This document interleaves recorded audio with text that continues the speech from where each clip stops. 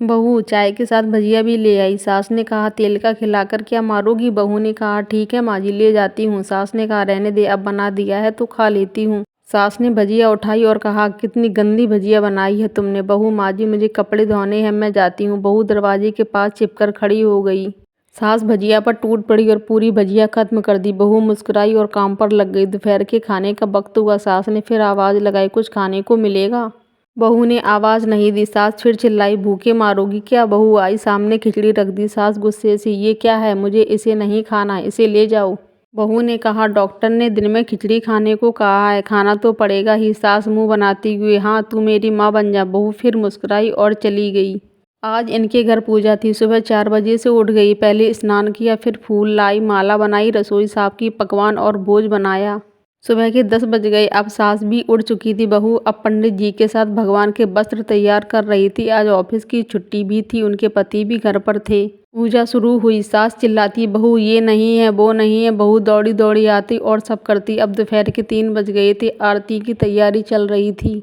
पंडित जी ने सबको आरती के लिए बुलाया और सबके हाथों में थाली दी। जैसे ही बहू ने थाली पकड़ी, थाली हाथों से गिर पड़ी। शायद बोझ बनाते हुए बहू के हाथों में तेल लगा था, जिसे वो पहुंचना भूल गई थी। सारे लोग तरह तरह की बातें करने लगे। कैसी बहू है, कुछ नहीं आता, एक काम भी ठीक से नहीं कर सकती, न जाने कैसी बहू उठा लाई।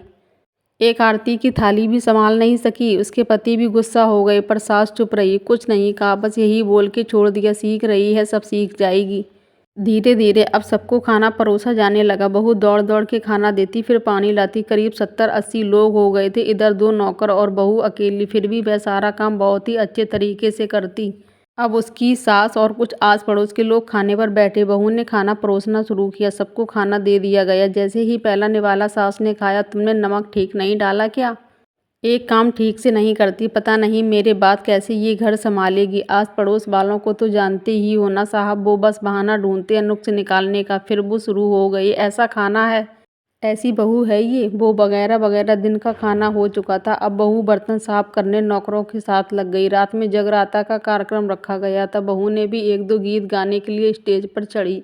सास जोर से चिल्लाई मेरी नाक मत कटा देना, गाना नहीं आता तो मत गा, वापस आ जा। बहू मुस्कुराई और गाने लगी। सबने उसके गाने की तारीफ की, पर सास मुंह फुलाते हुए बोली इससे अच्छा तो मैं गाती थी जवानी में, तुझे तो कुछ भी नहीं आता। बहू मुस्कुराई और चली गई। अब रात का खाना खिलाया जा रहा था। उसके पति के ऑफिस के दोस्त साइड में ही ड्रिंक करने लगे। उसका पति चिल्लाता थोड़ा बर्फ लाओ, तो सास चिल्लाती यहाँ दाल नहीं है।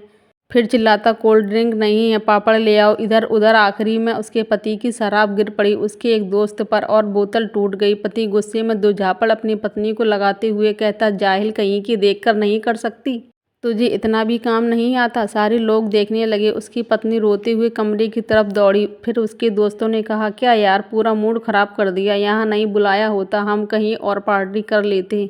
कैसी अनपढ़ गंवार बीवी ला रखी है तूने, उसे तो मेहमानों की इज्जत और काम करना तक नहीं आता। तुमने तो हमारी बेइज्जती कर दी। अब आस पड़ोस की औरतों को और बहाना मिल गया था। वो कहने लगी देखो क्या कर दिया तुम्हारी बहू ने, कोई काम की नहीं है। मैं तो कहती हूँ अपने बेटे की दूसरी शादी करा दो, छुटकारा पाओ इस गंवार से। सास उठी और अपने बेटे के पास जाकर उसे थप्पड़ मारा और कहा अरे नालायक, तुमने मेरी बहू को मारा, तेरी हिम्मत कैसे हुई, तेरी टांग तोड़ दूंगी। उसके बेटे के दोस्त कुछ कहने ही वाले थे कि उसकी माँ ने घूरते हुए कहा चुप, बिल्कुल चुप, यहाँ दारू पीने आए हो, जबकि पता है आज पूजा है और तुम्हें पार्टी करनी है। कैसे संस्कार दिए हैं तुम्हारे माता पिता ने, और किसने मेरी बहू को जाहिल बोला, जरा इधर आओ, चप्पल से मारूंगी अगर मेरी बहू को किसी ने शब्द भी कहा तो। अरे पापी, तूने उस लड़की को बस इसलिए मारा कि तेरी शराब टूट गई। पापी, वो बच्ची सुबह 4 बजे से उठी है, घर का सारा काम कर रही है, ना सुबह से नाश्ता किया, ना दिन का खाना खाया, फिर भी हंसते हुए सबकी बातें सुनते हुए, ताने सुनते हुए घर के काम में लगी रही। तेरे यार दोस्तों को वो अच्छी नहीं लगी,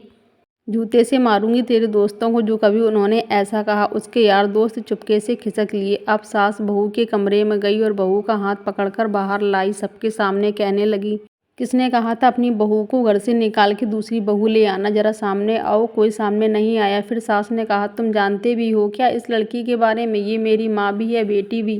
माँ इसलिए मुझे गलत काम करने पर डांटती है और बेटी इसलिए कभी कभी मेरे दिल की भावनाएं समझ जाती है। मेरी दिन रात सेवा करती है, मेरे हजार ताने सुनती है, पर एक शब्द भी गलत नहीं कहती, ना सामने ना पीठ पीछे। और तुम कहते हो दूसरी बहू ले आऊं? याद है ना छुटकी की दादी, अपनी बहू की कारतूत। सास ने गुस्से से पड़ोस की महिला को कहा, अभी पिछले हफ्ते ही तुम्हें मियाँ बीवी भूख छोड़ घूमने चले गए थे।